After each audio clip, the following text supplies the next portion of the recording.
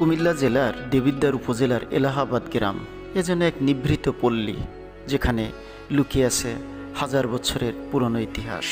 অলি আউলিয়ার দেশ বাংলাদেশ। কুমিল্লাকে বলা হয় ৩০০ আউলিয়ার দেশ, যার অধিকাংশই ঘুমিয়ে আছেন উটখাড়া নামক এই কবরস্থানে। হজরত শাহজালাল রহমতুল্লাহ আলাইয়ের অন্যতম শিষ্য হজরত শাহ কামাল রহমতুল্লাহ আলাই এবং হজরত শাহ জামাল রহমতুল্লাহ আলাই কুমিল্লায় ইসলাম ধর্ম প্রচারে গুরুত্বপূর্ণ ভূমিকা রাখেন। হাজার বর্ষ পুরনো যে কবরস্থানটি দেখতে পাচ্ছেন, এটাই কুমিল্লা জেলার সবথেকে বিখ্যাত একটি ঐতিহাসিক স্থান, উটখাড়া মাজার নামে পরিচিত।